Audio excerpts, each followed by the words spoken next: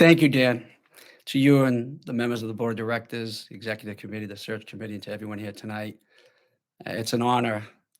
I'm Joe Curtatone, and I'm still the mayor of Somerville, Massachusetts for less than 2 months and the incoming president of the Northeast Clean Energy Council. I'm so excited to join this incredible team of passionate, committed allies and stakeholders to foster this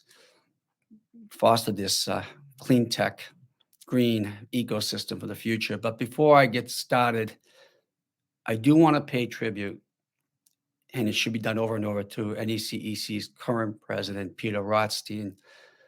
All of us gathered tonight are a testament to what he has helped to build and lead, making climate tech and climate energy a burgeoning industry here in the Northeast. It reflects his vision and commitment that our region is poised to become a world leader in producing the technology that quite literally is going to save the planet. The relationships he's built with this organization and the groundwork he's laid for the future growth are what allured me and piqued my interest in trying to become his successor and fill his shoes. Fortunately for all of us, especially me, Peter will remain a member of the NECEC board, so I can have him on speed dial as I try again to fulfill his enormous shoes. Now, I know this doesn't have the same impact in a virtual environment, but please, if you join me, if we could give Peter your best emoji or a round of much deserved applause and thanks. Thanks, Peter. Thank you for that. I want to speak to you tonight about how fulfilling, really energizing and humbling it is to be working in a field of true consequence. I know for many of you, this is the first time I'm meeting with and speaking to you as the incoming president of NECEC. It won't be the last. You'll find me very present and engaging. And I suppose the best place to start in introducing myself is to emphasize that the work we're doing here matters. And when I say we, I mean every single person at this event and all of our member organizations, partners, and community allies. Whatever brought each of us to this moment, we now find ourselves involved in the issue that will determine the course of our region, nation, and planet, what we take on over the next century. I mean, the stakes literally could not be bigger. Now, I subscribe to the optimistic view that we have the ability to build a diverse climate tech economy that not only averts the worst case scenarios on the climate front, but leads to the best case scenarios on the economic and societal fronts. Yet, optimistic urgency is nonetheless urgency. And I discovered a long time ago in 26 years of public service that the people you want to be around when facing a crisis aren't those who say, I've come here to tell you what we can't do, but what we should be doing to achieve. Again, those who run towards it than running away from it. You are those people. We're not getting clean energy and net zero buildings, decarbonized transportation, and revamped industrial processes without innovations and practical real world implementations. You are the people on the field doing the work, bringing the hard technology solutions to the problem, forging the partnerships necessary to tackle complex deployments. Peter mentioned we just got back from COP26 in Glasgow last week. And while certainly there was notable progress made in terms of international agreements and goal setting, the general consensus that emerged was that our national leaders need to do more now. Well, more starts here with all of us. And while we know we cannot replace the work nations must do, we can and need to be that unrelenting voice, advocate, and actor taking actions and pushing at the local, state, and national level to bring together partners, building those broad-based coalitions with shared vision that fills that leadership gap for climate solution progress. And accelerating that just transition to a regional, equitable, clean economy and making the 2020s truly a decade of climate action. Before COP was even over, Peter and I were networking with climate tech groups from around the world on how we can work at the more granular level to implement our technologies and beat our international climate targets. And it is an opportunity to foster that kind of consequential, positive change that really drew me to NECEC. I mean, and again, I mean all of us, are the people who are going to breathe a cleaner, sustainable, diverse economy into life. I also want to emphasize the advent of a clean energy economy presents us with the opportunity to address longstanding issues of division and unfairness that extend beyond our climate crisis. As I said, I'm still the mayor of a small city just outside of Boston where I remember growing up, they removed almost 20 rail and trolley stops and built highway super decks that split our city apart and polluted the air we breathe. We even used to have this trash incinerated that rained down ash down upon us. You would think it was snowing in July. If you lived in lower income sections of our city, you suffered poorer health outcomes, and many people have what I have, what we call a summerable cough. It's especially prevalent, as we know, in poorer neighborhoods, in immigrant families like my own and minority families. If you live in working class or poor neighborhoods and communities, older infrastructure and dirtier everything are part of the deal for us. And that takes a toll on our lives, on our health. The clean energy transition offers the promise that the air you breathe and the water you drink won't harm you. I cannot impress upon you strongly enough how life-changing that is going to be for many people in our communities in the Northeast and globally. It is an evolutionary step for those communities. The entire way you live in those communities stands to change for the better. Basic good health no longer needs to be part of that fault line between the haves and the have-nots. That's the kind of opportunity we have to chance to not only seize, but to lead on. And connected to that is making sure the economic boom created by this new economy and climate ecosystem is felt by everyone. Part of that is practical.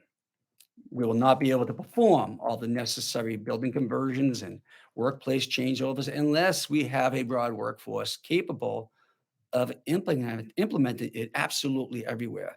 I mean, the amount of labor needed to build this new economy requires all hands on deck. That means workforce training will be at a premium. Though the other part of it is just simply being ethical and recognizing where we've gone wrong during the past booms. Go as far back as you want. In every economic boom our country has ever had, many people have been left out or just redlined. General prosperity did not touch them. Sometimes, and many times, it was achieved at their expense. This is why we have to lead with deliberate intent and why justice, equity, diversity, and inclusion need to be front of mind concerns in our lens as we build out this climate saving ecosystem. We are looking at a new wave of innovation that truly can help everybody. If we make sure everybody benefits, we can break down divisions that trace back to the very founding of our country. That entire exercise of taking climate action is about learning from our past and figuring out how to do better. Making sure the economic bump is felt universally is a critical part of that.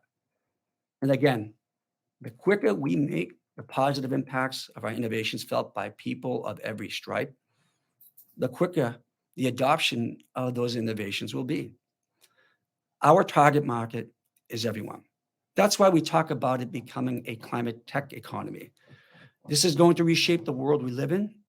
The more egalitarian we are, the sooner we will all reap the benefits. I want to leave you tonight with three big thoughts about and for the upcoming year in regard to our collective work. The first is every step we take with our power supply needs to move us closer significantly closer to 100% clean energy. As I mentioned, we and Peter mentioned, we just got back from the United Kingdom where they have already have 10 gigawatts of offshore and wind power generation in operation.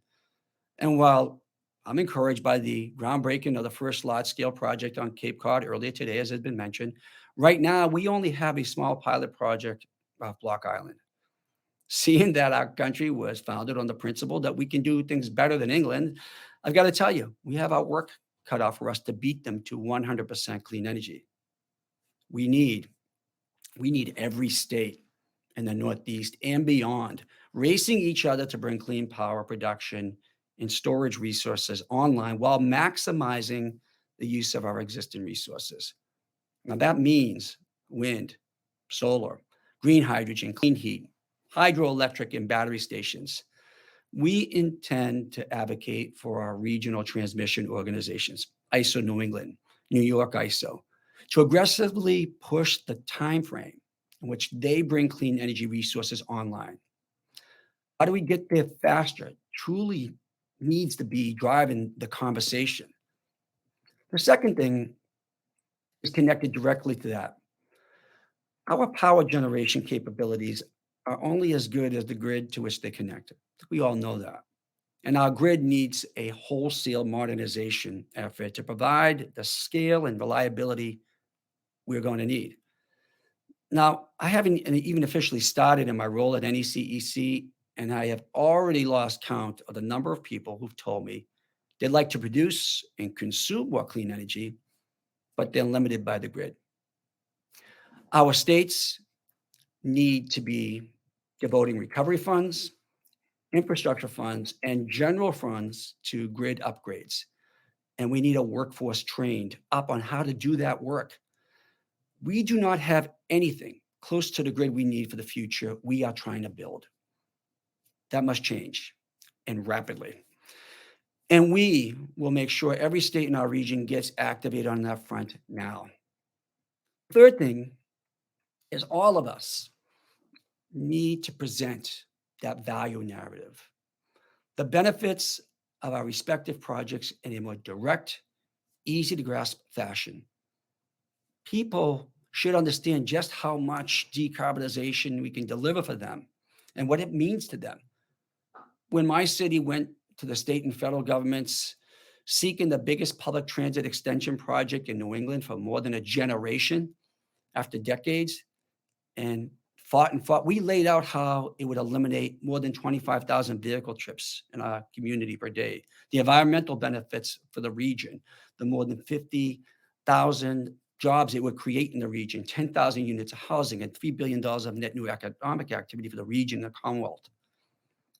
Because we made that tangible, because the benefits were obvious and indisputable, they gave us almost $3 billion for the project.